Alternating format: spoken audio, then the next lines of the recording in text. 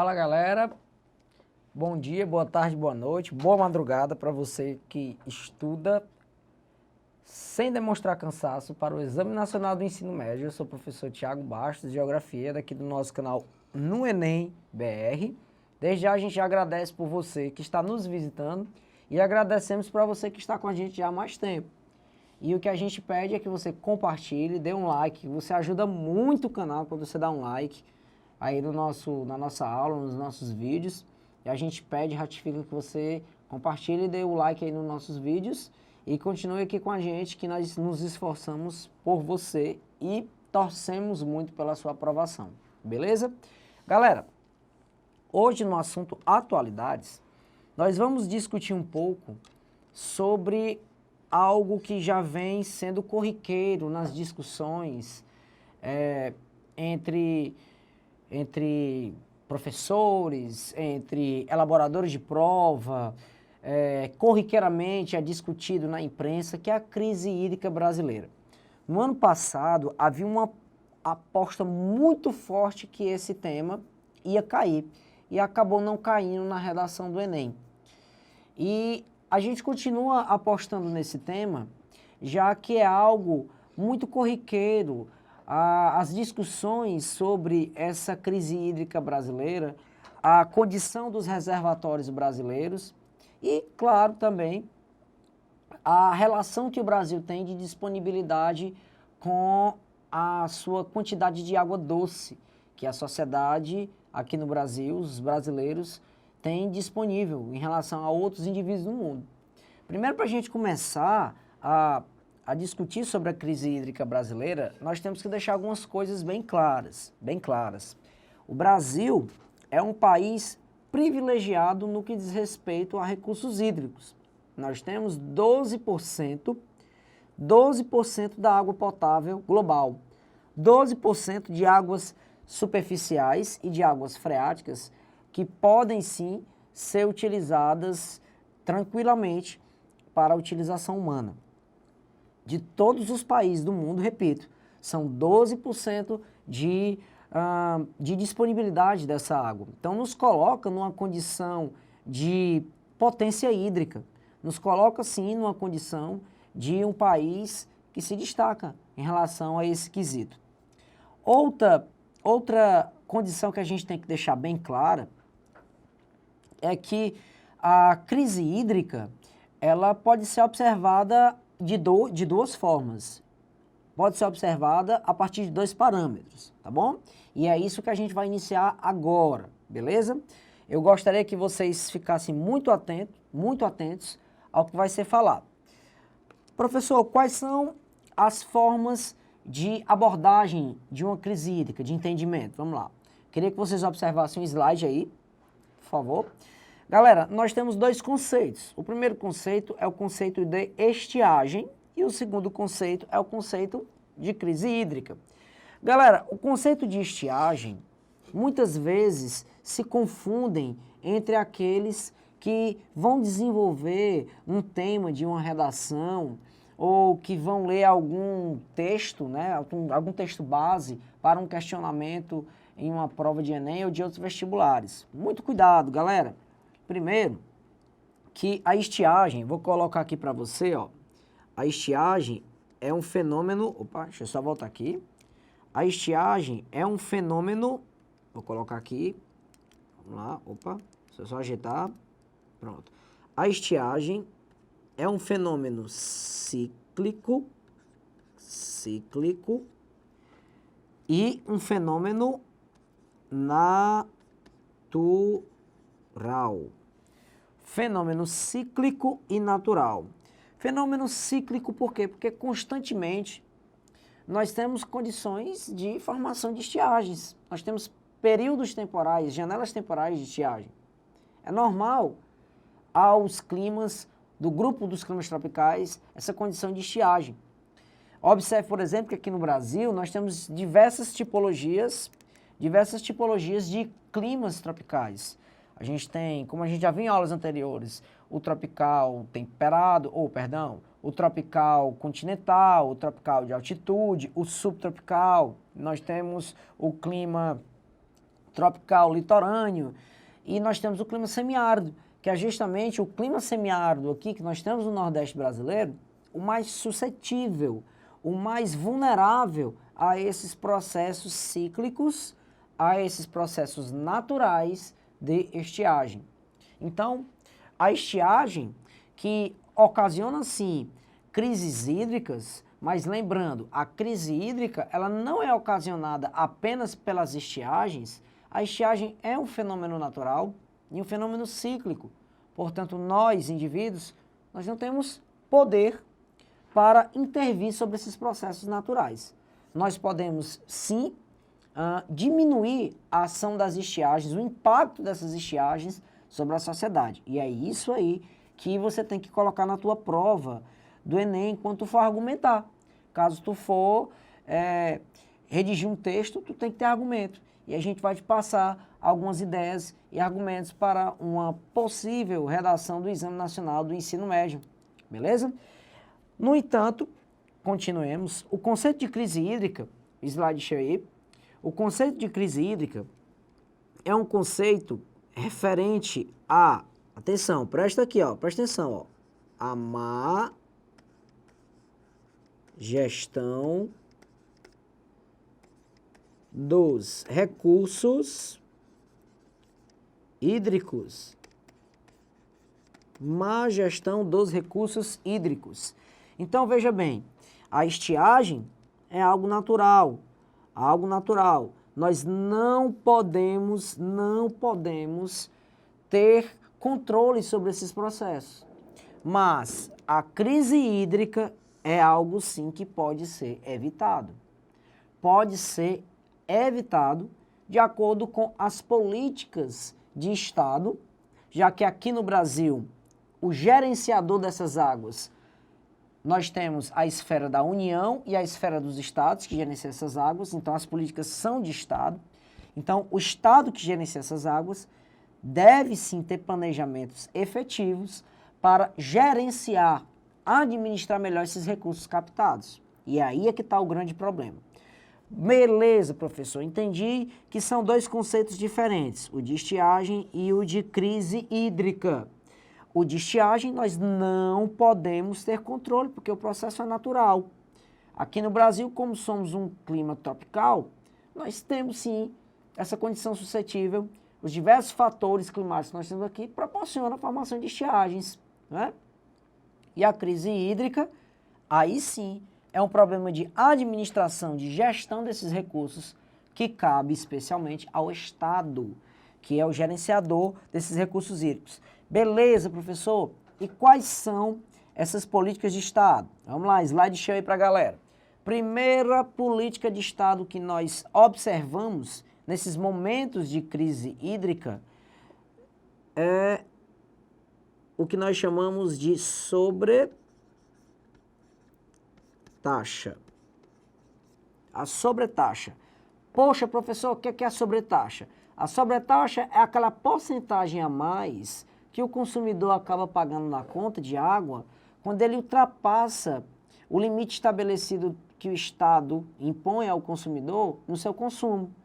Então, por exemplo, tem Estado que cobra 5% da conta, tem Estado que chega a cobrar 10% da conta em período de racionamento, né? Então, essa sobretaxa, ela não tem um caráter educativo. Ela tem muito mais um caráter o quê, ó? Punitivo. E você pode colocar isso como argumento na sua prova de Enem. A sobretaxa, ela não funciona, ela não tem eficácia na educação do cidadão, do consumidor doméstico, em usar essa água de forma racional. Essa sobretaxa, ela funciona assim como um mecanismo de punição àquele consumidor que acabou ultrapassando determinada porcentagem do limite estabelecido pelo Estado, beleza? A sobretaxa é a primeira política de Estado que é utilizada para diminuir esse consumo de água, né? Esse consumo de água que geralmente, essa sobretaxa é colocada para indústria e consumidores domésticos. A outra política de Estado, galera, seria uma política, eu vou colocar aqui um asteriscozinho aqui, ó, chamada de política de racionamento. O racionamento. Galera, o racionamento ele é perverso e cruel. O racionamento ele pode ser colocado semanalmente ou mensalmente. Os estados, geralmente, nas crises hídricas, preferem os racionamentos semanais. E dependendo da crise que esse estado ou que essa região passe de água, né, o racionamento ele pode ser de 2 dias por semana e pode ser de 3 dias por semana, sem qualquer tipo de política mais voltada ao consumidor em relação às consequências que esse impacto de racionamento pode trazer, sem qualquer maior preocupação desse governo. Então, assim, essa política de racionamento que é perversa, né? É perversa porque o cidadão, dia sim, dia não, quando o racionamento é de 3 dias, geralmente ele não tem água, né? Geralmente ele não tem água. E o racionamento, a gente tem que entender que geralmente acontecem em regiões metropolitanas,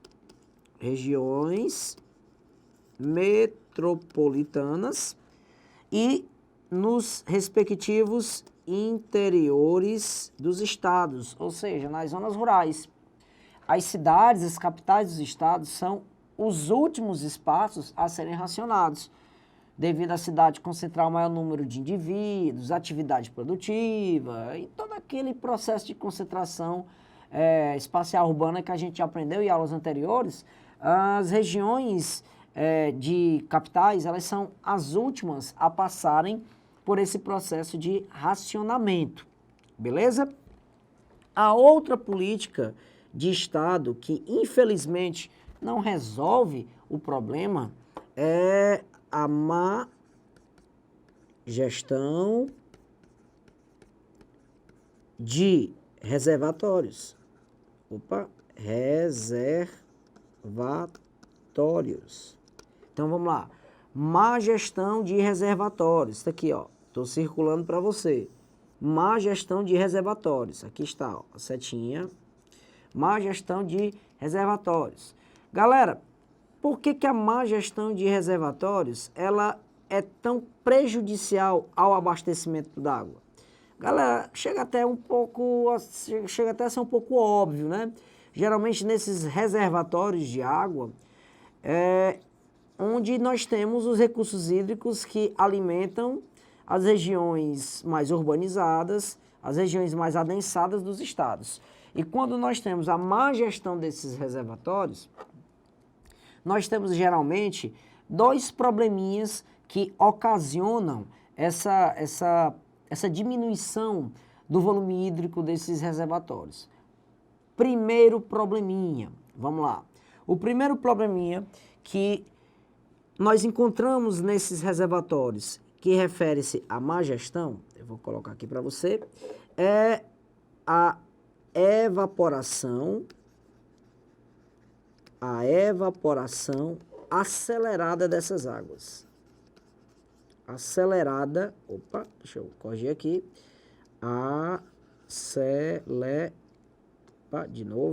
Acelerada. Pronto. Evaporação acelerada. Mas, professor, o sol tem uma ação bactericida. O sol precisa irradiar sobre a água desses reservatórios para que a água se renove e não passe por um processo de eutrofização. Eu concordo com você, caro aluno. No entanto, há sim momentos de picos de calor e de insolação, onde nós temos o aumento dessa evaporação dessas águas superficiais, que justamente nesse momento, reservatórios em países mais desenvolvidos, que já têm experiência nessa relação de evaporação de águas que estão sobre reservatórios, eles cobrem essas águas. Há um processo de cobertura desses reservatórios. Nós temos boias que podem fazer isso e o processo de cobertura por lonas, né? Há 2 técnicas, é a cobertura superficial de águas por boias que refletem essa irradiação solar, ou então por lonas. O mais utilizado em países como Estados Unidos, Canadá e também em países no Oriente Médio, que observam a água, que tem a água, o recurso hídrico, como um recurso extremamente valioso, é a utilização de boias em períodos de picos de evaporação. Dessa forma, evapora-se menos água e perde-se menos volume nos reservatórios. Esse é o primeiro probleminha, a evaporação acelerada dos reservatórios. E claro, pessoal, o segundo probleminha, não podemos deixar de relatar que seria a subutilização da água, né? A subutilização, ou melhor, a subcaptação da água. A subcaptação, opa, deixa eu corrigir aqui. A subcaptação da água. A subcaptação da água. Galera, boa parte das águas superficiais que nós recebemos das chuvas, águas que tocam nossas superfícies, nas nossas superfícies e vão escoando até canais, vão escoando até rios urbanos, elas chegam até o oceano. Chegando até o oceano, essas águas, para serem utilizadas, elas precisam passar por um processo de dessalinização. O processo de dessalinização é sim uma alternativa em casos emergenciais de falta de água. Então a água, galera, como vocês sabem, a água dessalinizada, além de ser cara, porque a dessalinização deve acontecer em grande quantidade, a água ela perde a sua capacidade de não ter gosto, né? Então a água ela passa a ser um pouco rançosa, um pouco amarga. A água dessalinizada não é legal de se tomar, né? Todo mundo quer tomar aquela água inodor e incolor, né? E que não tem gosto. Então essa água dessalinizada não é legal, apenas em condições emergenciais. Mas o fato é que quando nós não captamos essa água, a gente perde ela para os oceanos. E essa água, uma vez captada de forma eficaz, ela poderia sim ser elemento de volume nos recursos, nos reservatórios de águas para utilização em grandes regiões metropolitanas ou em grandes cidades. Infelizmente, a gente perde grande parte dessa água, né? Então, a política desses reservatórios de água, infelizmente, é uma política muito equivocada. Além da má gestão dos reservatórios, que nós conseguimos ver com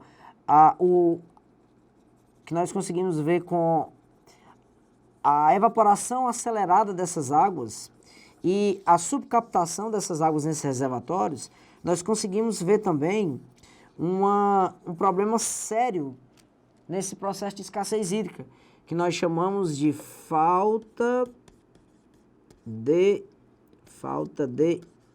informação. Falta de informação. Já perceberam, galera, que todas as vezes que a gente entra numa condição de crise hídrica, o Estado só informa que tal crise ocorre quando nós temos um processo já às margens da condição de emergência, nós já estamos numa beira de condição de emergência hídrica, e aí o Estado vai lá e, galera, nós precisamos economizar água.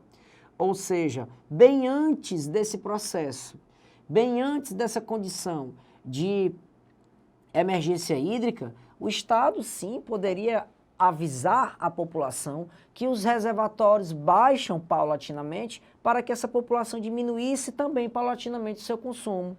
No entanto, o Estado, ele prolonga, né? Ele acaba entardecendo esse aviso para a população, e a população consome água como se estivesse os recursos hídricos todos ok, reservatórios todos cheios. Então, essa condição de procrastinar, essa informação de que os reservatórios estão descendo seus níveis, estão caindo em seus níveis, acaba provocando problemas. E aí o Estado, geralmente, ele nos coloca a seguinte situação, que essa informação, ela não é dada de forma anterior para a população, que esses reservatórios estão caindo nível, para não gerar caos, não gerar pânico entre os indivíduos. Bom,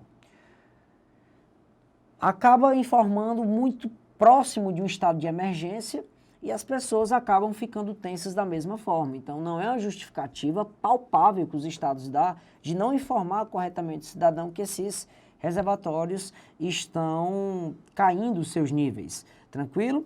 E a falta de informação, pessoal, acaba assim proporcionando que o cidadão, especialmente o consumidor doméstico, acabe consumindo água de forma demasiada, beleza? Tranquilo? Então, essas são as políticas de Estado.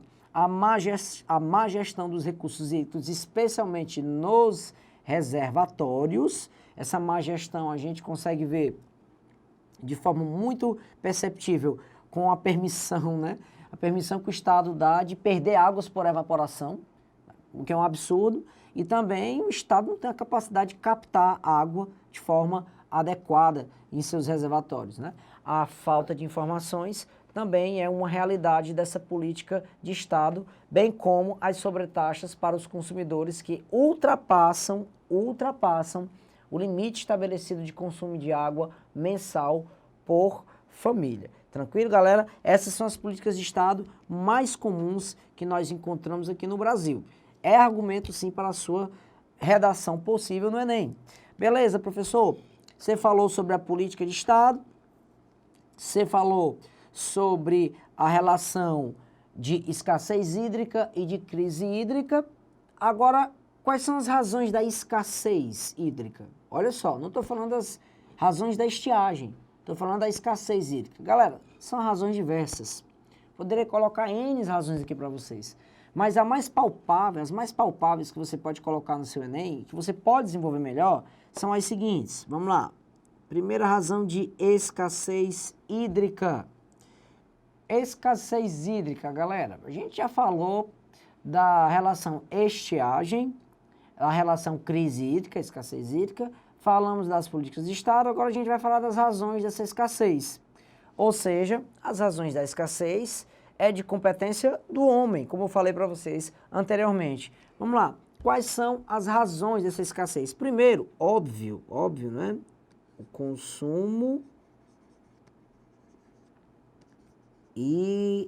irracional. O consumo irracional de água nos seguintes setores. Vamos lá. O setor doméstico, aqui no Brasil, segundo as autoridades de água, que gerenciam essas águas, de cada 5 litros de água utilizadas no setor doméstico, de cada 5 litros utilizados entre os consumidores domésticos, 1 litro é desperdiçado. Ou seja, a porcentagem de desperdício é alta. E esse desperdício pode vir em gotejamentos, pelas torneiras e tubulações da casa, pode vir em subutilização de água. Então, de cada 5 litros, 1 litro é desperdiçado de água aqui no Brasil no consumo doméstico. Nós temos o consumo irracional na indústria. A indústria, eu vou colocar uma ressalva para vocês, você vai entender. A indústria, eu vou colocar uma ressalva, porque a indústria consegue, de todos os setores que mais consomem água, o doméstico, o grupo dos consumidores domésticos, o grupo dos consumidores da indústria e o grupo do consumo na agricultura e pecuária, a indústria é o que mais consegue, necessita sim, claro, de água, mas é o setor que mais consegue reutilizar a água que consome. Então a indústria consegue reutilizar aqui no Brasil hoje 15% da sua água que ela consome. Isso é muita coisa, especialmente quando a gente fala numa realidade, a gente está falando de uma realidade de escassez hídrica. E claro, pessoal, a agropecuária, que é a grande vilã, né? Deixa eu consertar aqui. A agropecuária, que é o setor produtivo que mais consome água no Brasil. O setor produtivo que mais consome água no Brasil, a agropecuária. Professor, primeira razão, o consumo irracional. Segunda razão, professor, vamos lá. Segunda razão dessa escassez hídrica, eu já até falei para vocês, o mau gerenciamento dos recursos. Má gerenciamento dos recursos. Má gerenciamento dos recursos, e aí a gente destaca a ineficácia de quem? Do cidadão chamado Estado. Do indivíduo onipresente, onipotente, Estado. A ineficácia do Estado. Lembrando que a água que nós temos hoje é a mesma água que a Terra tinha antes dos seus pouco mais de 8 bilhões de indivíduos. A mesmíssima água. Então nós temos uma relação desproporcional de demanda por água e quantidade de água existente.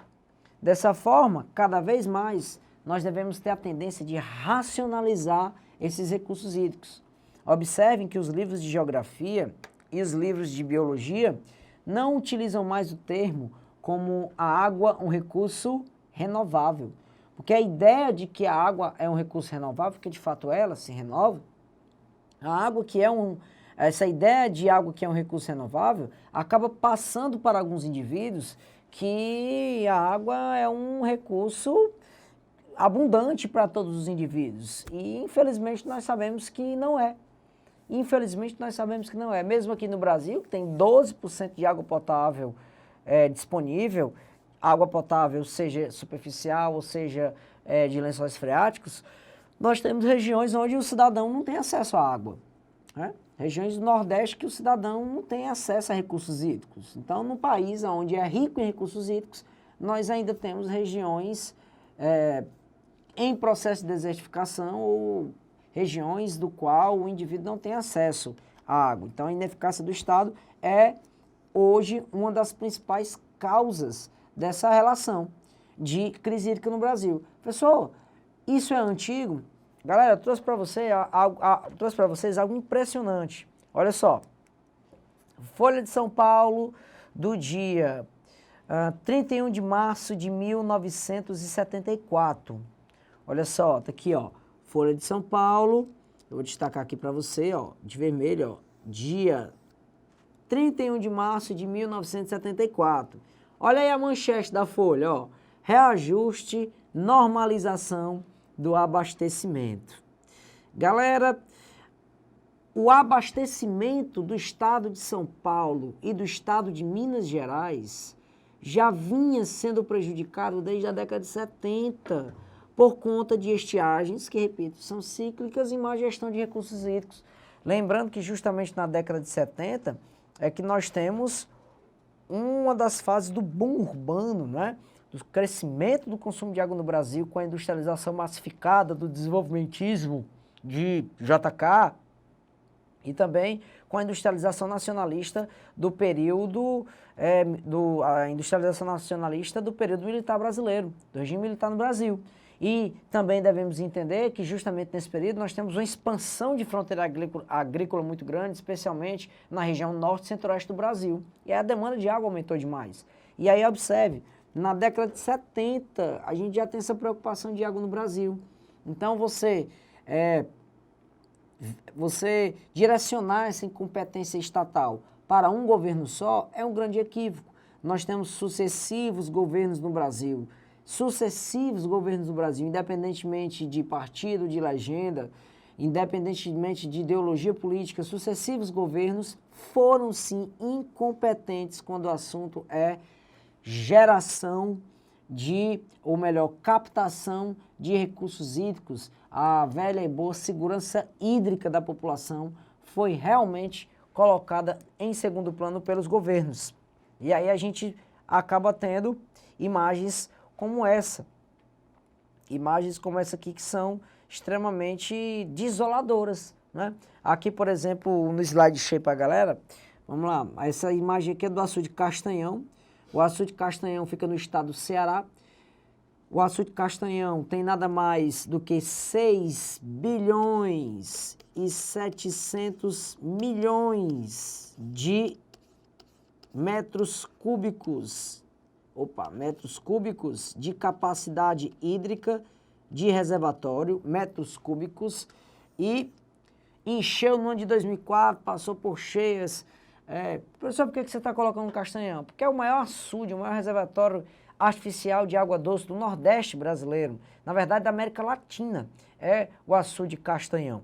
Logo, ele acaba sendo sim aquele parâmetro, né, que a gente consegue ver que a gente consegue analisar a partir do Castanhão se há sim disponibilidade hídrica em estados como Ceará, Pernambuco, Rio Grande do Norte, ou se há sim a indisponibilidade desse recurso. E observe aqui a parede aqui, ó, do açude. Olha só, olha aqui a parede do açude.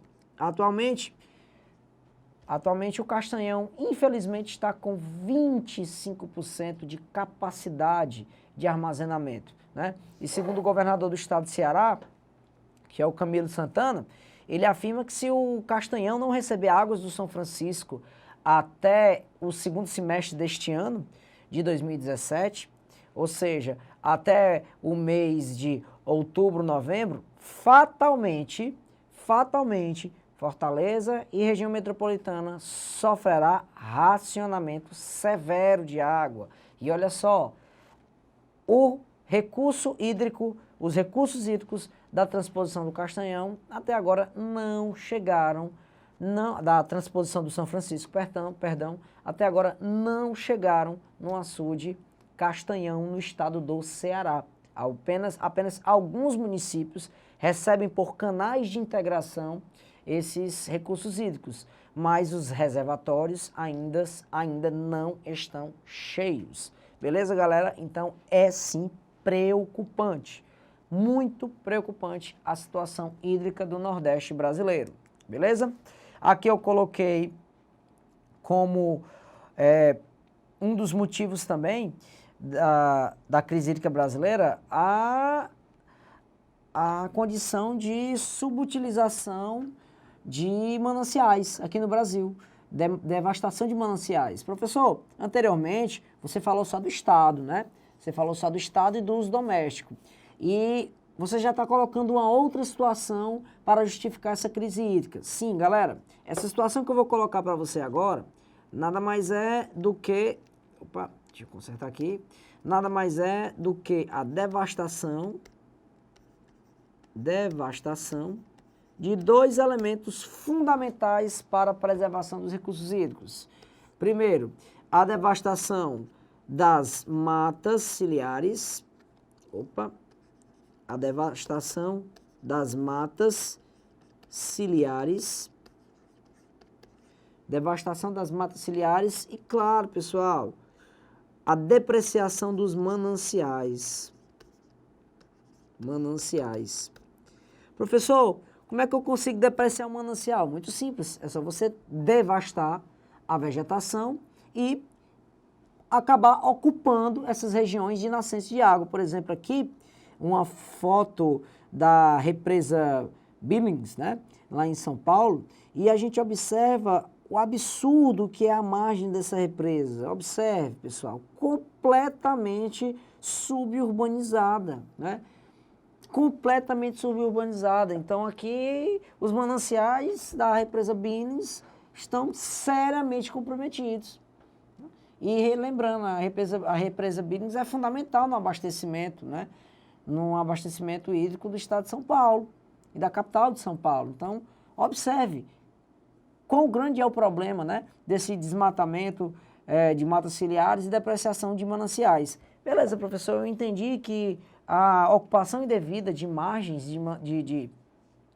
de mananciais acaba depreciando mesmo, mas eu não consigo fazer a relação da mata ciliar, eu não consigo entender a mata ciliar, devastação da mata ciliar com a devastação desses recursos hídricos. Vamos lá, galera, seguinte, vou fazer um esqueminha para vocês aqui, ó.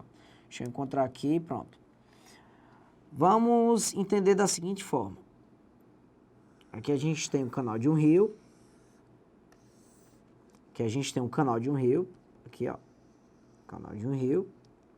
E as margens desse canal nós temos a mata ciliar.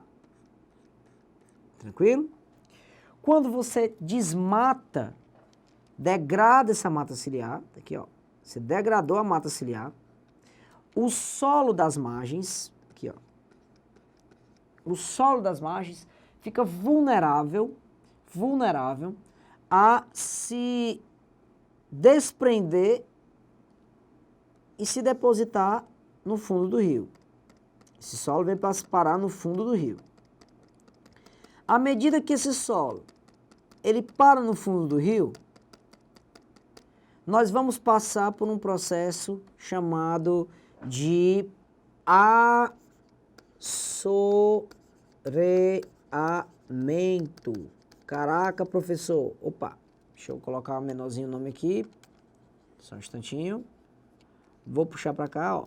Processo de assoreamento. Processo de assoreamento. É justamente quando o fundo desses rios, né, o talveg desses rios, são depositados sedimentos que estavam nas margens. Os sedimentos se desprendem dessas margens pela correnteza ou por um processo, outros processos erosivos, mas geralmente o processo erosivo é o processo fluvial normal. E esses rios, eles acabam perdendo, ó, profundidade. E quando eles perdem profundidade, essa água que estava aqui, ó, ela vai para os lados. E à medida que o rio perde profundidade, perde lâmina d'água, a insolação, ou seja, os raios solares adentram nessa lâmina d'água de forma mais eficaz. Essa água esquenta mais rápido e o processo de evaporação acaba também sendo mais rápido, acabando fazendo com que o rio morra. Então observe como o desmatamento dessa mata ciliar prejudica substancialmente esses rios. Tranquilo? O grande problema é que em praticamente todos os rios urbanos brasileiros nós temos esse processo de desmatamento de mata ciliar. Em praticamente todos os grandes mananciais brasileiros em zonas urbanas, que esses mananciais sim teriam que ser preservados, estão com suas matas ciliares devidamente devastadas. Apenas estados como o estado de Minas Gerais, interior do estado de São Paulo, nas zonas rurais, possuem programas bastante bacanas, interessantes de reflorestamento de regiões de satélites, né? de mananciais. E aí, se eu não me engano, o estado de Minas Gerais aumentou a sua captação, a sua produção de recursos hídricos em até 20%, o que é muito bom. Mas graças à política de preservação de mananciais, e esses mananciais, como falei, são sim importantes para os recursos hídricos. Galera, aí você deve pensar, professor, há números que possam materializar essa preocupação com os recursos hídricos do Brasil? Sim, coloquei aqui para vocês, slide cheio, vamos lá. Aqui está, coloquei para vocês. Comparação semanal entre os dias 14 a 23 do mês de agosto de 2017, ou seja, até ontem. A região sul tem 62% de recursos hídricos em seus reservatórios. Tranquilo? A região sudeste e centro-oeste tem 35%. Opa, região densamente povoada, uma região superprodutora, tanto de produção industrial quanto de produção agropecuária. Então, é sim preocupante, não está nos níveis de excelência, não está nos níveis seguros de reservatório hídrico, né? O Nordeste, olha só que preocupante, galera, 14%, o Nordeste tem 14% de recursos hídricos, se somarmos todos os grandes reservatórios do Nordeste, o que é extremamente preocupante, né? Por exemplo, Abreu Lima, aqui no Nordeste, tem racionamento de água de 3 dias por semana. 3 dias por semana. O governo brasileiro diz que dos 907 municípios que estão em estado de emergência, pelo menos 60% desses municípios são municípios do Nordeste brasileiro, né? Municípios do Nordeste brasileiro. E a região Norte, que mesmo sendo a região mais banhada por rios, a região de maiores bacias hidrográficas, aí eu cito duas grandes bacias, a bacia do Tocantins-Araguaia e a bacia do Amazonas, que é a maior bacia do Brasil e do mundo, olha só, 56% de volume hídrico em seus rios. Lembrando, pessoal, que a crise hídrica ela é relativa, tá? Lá no norte, por exemplo, a crise hídrica ela é diferente da nossa crise hídrica aqui. Por exemplo, no estado do Acre, quando os rios que passam sobre as zonas urbanas da capital Rio Branco enchem, o rio lá, o rio, se eu não me engano, é o próprio Rio Branco, né? Que passa próximo da capital do Acre, ele sobe 8 metros de altura. E a capital do Acre fica literalmente debaixo de água. Então, lá a crise hídrica de excesso, né? Crise hídrica sobre a condição de excesso de água. Aqui no Nordeste, no Centro-Sul, no Centro-Sul do Brasil, nós temos uma condição de Nordeste, Sul, Sudeste, Centro-Sul do Brasil, nós temos uma condição de crise hídrica por falta d'água. Então veja sim que os números são preocupantes. E do Nordeste, a preocupação, você eleva essa preocupação ao cubo, né? É uma preocupação tanto quanto maior com o Nordeste brasileiro, que tem sim fatores naturais propícios a crises hídricas, mas também fatores humanos, né? Má utilização, má gestão do Estado, que a gente já viu. Tranquilo, galera? As consequências, professor, dessa crise hídrica, vamos lá. Pessoal, as consequências, como você pode ver, são extremamente preocupantes. A primeira consequência, e nós vamos colocar o indivíduo em primeiro lugar, porque nós, indivíduos, seres humanos, somos o primeiro elemento da natureza, é claro, com o nosso conforto, né? Nosso conforto e também com a nossa saúde. Depois eu vou explicar com a nossa saúde, por que a preocupação com a nossa saúde, mas vou começar pelo conforto. Nosso conforto de termos água disponível para utilização doméstica, para a produção, para a higiene pessoal, como vocês já bem sabem. Outra consequência danosa e séria é para a produção do Brasil, para a produção do país. A produção, nós destacamos 3 setores. A produção energética, por que energética, professor? Ora, por que energética? A produção energética, 70% da nossa matriz energética é de hidroeletricidade, portanto, nós precisamos de reservatórios com volume hídrico suficiente para gerar movimentação nessas turbinas, e quando nós temos a baixa desses reservatórios, nós não geramos energia em turbina alguma, nós acabamos apelando para as termoelétricas, e a termoelétrica, o processo de geração de energia é bem mais cara, daí um dos motivos de, no ano de 2015 e 2016, nós passamos por contas de energias tão caras, já que o Brasil já vive essa crise hídrica há pelo menos 4 anos para cá. De 4 anos para cá já vem se desenhando essa crise hídrica, e aí nós pagamos uma conta de energia bem mais cara. Nós temos impactos na produção industrial.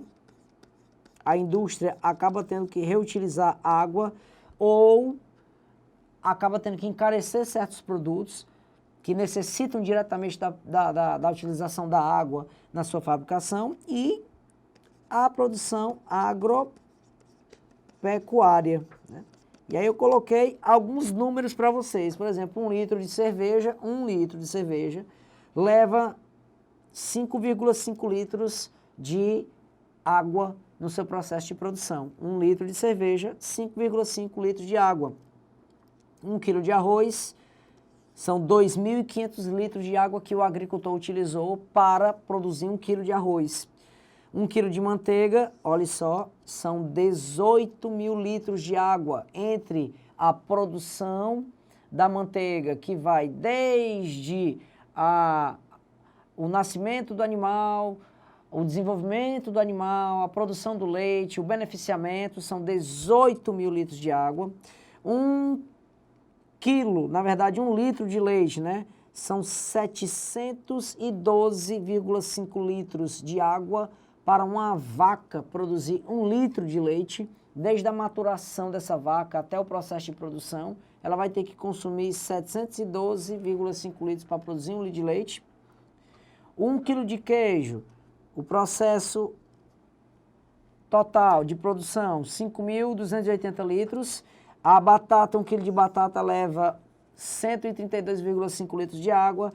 1 quilo de carne de boi, veja só você, 17.100 litros de água. Ou seja, desde o nascimento do boi até a sua maturação em período de corte, ele teve que consumir 17.100 litros de água para formar 1 quilo de carne bovina em seu organismo, 1 quilo de banana, quase 500 litros de água, e a carne de frango, 1 quilo de frango, 3.700 litros de água para o frango desenvolver 1 quilo de proteína animal, 1 quilo de carne de frango. Então você tem uma dimensão do que é a água no processo produtivo. E essa escassez leva consequências nefastas para a economia. Tranquilo? Essa crise hídrica leva condições nefastas para a nossa economia. Beleza, professor? Você falou só de problema, você falou só de Estado que não gerencia corretamente seus recursos hídricos, de nós, consumidores domésticos, que precisamos ser mais responsáveis. O senhor falou também de a condição de saúde do indivíduo, de produção que é bastante prejudicada com a crise hídrica, mas as soluções, professor, você consegue apontar soluções? Claro, pessoal, claro que há soluções, né?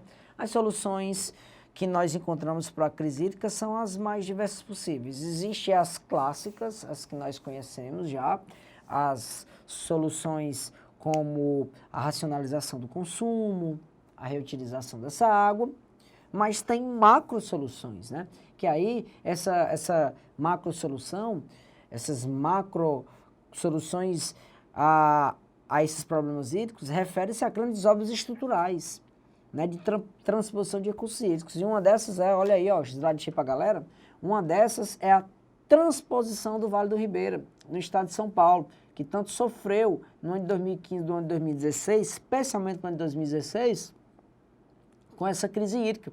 Professor, eu já ouvi falar de transposição do Rio São Francisco, mas nunca ouvi falar de transposição do Vale do Ribeira.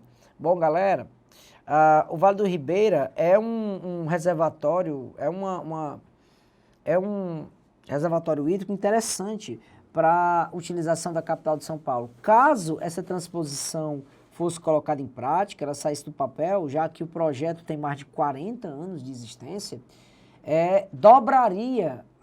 iria dobrar, né, a disponibilidade de água para São Paulo, né? E seria muito bom para o estado de São Paulo, já que é um estado superpopuloso, é o estado mais próspero do Brasil, é a máquina da produção brasileira, é o estado de São Paulo. Seria muito bom se não fosse, primeiro, pelo custo dessa transposição do Vale do Ribeira e, claro, né, o custo da transposição do Vale do Ribeira e também pelas dificuldades técnicas do projeto, já que para você retirar a água do Vale do Ribeira em São Paulo, você teria que transpor a formação Serra do Mar, né? Você teria que ter mecanismos de eclusas e de elevadores de água para transpor essa Serra do Mar, que ultrapassa os 800 metros de altitude tranquilamente. Então, seria, sim, um processo caro de transposição de águas. Não seria um processo nada barato e nada fácil. Daí, muitos especialistas observarem a inviabilidade desse projeto, né? A inviabilidade desse projeto de transposição do Vale do Ribeira. Outro, agora para o Nordeste, é a transposição do Rio São Francisco, né? Todos nós no Nordeste esperamos por São Francisco, pelo Rio São Francisco. Os municípios mais atingidos pela estiagem, que não receberam essas águas ainda, até hoje esperam essas águas. Aqui no Ceará, a imensa maioria das populações que sofrem com estiagem ainda não viu a cor dessas águas do Rio São Francisco. Segundo o presidente Michel Temer, essas águas chegariam aqui no Nordeste brasileiro, especificamente estados como o estado do Ceará, o estado do Rio Grande do Norte e parte do estado da Paraíba. Essas águas chegariam aqui a partir do mês de outubro. E segundo os governadores dos estados do Nordeste, se essas águas não chegarem até outubro, em dezembro teremos racionamento do Nordeste, né? E a transposição do Rio São Francisco, que tem 2 eixos, né? Tem o eixo norte e o eixo leste, resolveria o problema, olha só, pessoal, de 12 milhões de pessoas que não têm acesso fácil a recursos hídricos. Então, não é apenas uma obra mercadológica que vai garantir água para o complexo de Suape, para o complexo de Pecém, que vai garantir água para os centros de produção industrial do Nordeste, mas também é uma obra de cunho humanitário, já que a condição de escassez hídrica e de estiagem no Nordeste é pesada sim para o sertanejo, beleza? Outra condição que pode sim ser colocada como viável nessa condição de escassez hídrica de estiagem são as adutoras de montagem rápida. Galera, essas adutoras de montagem rápida são muito utilizadas no Nordeste brasileiro e podem sim ser utilizadas de forma muito fácil no Sul e no Sudeste do país. As adutoras de montagem rápida, elas podem ser montadas, elas têm a relação de 1 quilômetro de adutora montada por dia. Então, a cada dia de montagem, monta-se pelo menos 1 quilômetro dessas tubulações aqui, ó. Então, são tubulações de vazão local para abastecer comunidades locais, mas que acaba amenizando, sim, essa condição de escassez hídrica. Aqui no Nordeste brasileiro, nós temos, olha só, 2,5 milhões de pessoas que só têm água em suas residências graças a essas adutoras de montagem rápida, né? Então, você pode sim colocar na sua prova do Enem que a adutora de montagem rápida é uma excelente alternativa para a escassez hídrica em determinadas comunidades, né? Ou em determinados espaços. A perfuração de poços é muito viável, especialmente em regiões onde o lençol freático é baixo, ou seja, é próximo à superfície, mas a perfuração de poços tem alguns probleminhas que devem ser observados. O primeiro probleminha é o embasamento geológico. Opa, deixa eu só corrigir aqui. O embasamento geológico. Como assim, professor? Embasamento geológico. Vamos lá. O embasamento geológico ele pode ser uma bacia sedimentar, aqui no Brasil, tá? Uma bacia sedimentar, ou pode ser um maciço cristalino. Qual o problema, professor? Quando é uma bacia sedimentar de boa, tranquilo, retira-se água, lençol freático, a água vem com um potencial de calcário, né, de magnésio interessante, muito boa a água de lençol freático de bacias sedimentares, né? Contanto, claro, que não esteja poluída por processos de infiltração, de fertilizantes, de chorume, de necrume. Mas quando nós temos um maciço cristalino, galera, aí pega. Pega porque, geralmente, as rochas de maciço cristalino, elas têm sal na sua constituição. Então, é uma quantidade de sal. E aí, esse sal, ele passa diretamente para a água, no lençol freático, né? E a água acaba tornando-se salobra. Então, além de de cavar o poço, retirar a água do lençol, ainda deve haver o processo de dessalinização, que eu já comentei com vocês, é caro pra caramba. E, claro, a água não tem aquela condição de inodor, incolor e de não ter gosto, né? De não ter gosto como a água que a gente bebe do garrafão, né? Quando a gente compra água mineral, beleza? Então, a perfuração de poços é, sim, interessante em regiões de lençóis freáticos, beleza? Há também outra técnica muito utilizada, que é o rebaixamento de ponteira de lençóis. Essa técnica é uma técnica de retirada de água de amplitude local. Então, por exemplo, capitais não podem ser abastecidas com essa técnica, apenas regiões de comunidades limitadas a 20, 30 mil pessoas, né, com consumo médio nacional. Então, esse rebaixamento de lençóis é uma técnica muito viável, mas, repito, passa por aquele probleminha de que, se o embasamento for cristalino, nós temos uma água salobra que tem que passar por um processo de dessalinização, e se o embasamento for sedimentar, a água é boa, excelente para o consumo, contanto que não seja poluída por processo de infiltração no solo. A substituição da irrigação, galera, pense num setorzinho para gastar água, é o setor da agropecuária. Nós temos uma técnica de irrigação no Brasil, que é a que predomina, que a gente chama de aspersão. Técnica de irrigação por aspersão. Galera, a subutilização de água chega a 80%. Então, dos 100% de água utilizada nessa técnica de irrigação, 80% ela é subutilizada. E aí, uma das formas de você economizar água, óbvio, é substituindo a técnica da aspersão pela técnica do gotejamento controlado, né? O gotejamento, ele diminui o gasto de água no processo agrícola em até 40%. O que é muito bom, já que a agropecuária é justamente o setor da produção brasileira que mais gasta água. Então, esse processo de gotejamento é um processo sustentável, racional, de utilização da água na agricultura. Há também a técnica da reutilização da água. Na verdade, as usinas de reutilização de água, e aí Minas Gerais sai na frente, um estado pioneiro nesse processo, a usina de reutilização de água de Uberlândia, países do Oriente Médio, como Israel, Arábia Saudita, já utilizam dessa técnica de reutilização de água já há décadas, né? Aqui no Brasil, essa condição de país potência hídrica, de país que possui recursos hídricos em grande quantidade, acaba que nos colocando numa certa acomodação e de ineficiência do Estado brasileiro, que é o gestor dessas águas.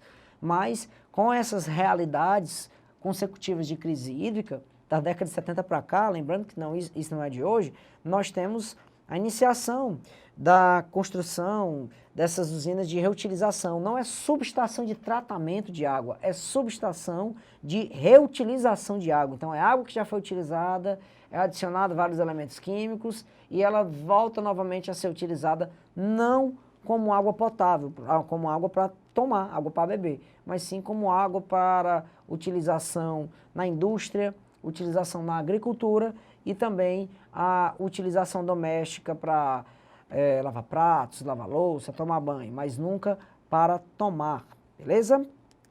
Galera, o volume morto, para a gente encerrar essa aula e não esquecer, faz mal à saúde. Lembra que eu falei que em relação à saúde eu ia comentar depois? Pois é, deixei separado porque volume morto faz mal à saúde, é um excelente argumento que você pode utilizar no seu Enem. E por quê? A água de volume morto, ela tem uma condição de ser uma água muito turva. Ela é uma água extremamente turva, ela é muito barrenta. E devido a essa condição de ser uma água muito barrenta, o sol, com sua ação germicida, os raios solares com sua ação germicida, não mata os germes dessa água que precisa constantemente estar sendo renovada. Resultado, essa água, para matar esses germes, é colocada soda cáustica, e essa soda cáustica chega na nossa torneira tranquilamente para o nosso consumo, diluída nessa água. Há também, nos volumes mortos, partículas de ferro, manganês em grande quantidade, sódio em grande quantidade, o que faz com que essa água não seja viável à nossa saúde. Tranquilo, pessoal? Então, volume morto, pode colocar na sua redação tranquilamente, que faz muito mal à saúde, não é uma água adequada para o consumo. Pessoal, essa é a nossa contribuição para você no assunto recursos hídricos, beleza? A gente pede que você dê um like no vídeo, compartilhe com seus amigos de sala, com seus colegas de sala, com seus colegas de curso e vamos que vamos, tamo junto, força, desistir jamais e sem demonstrar cansaço, hein, galera? Vamos passar nesse Enem. Forte abraço!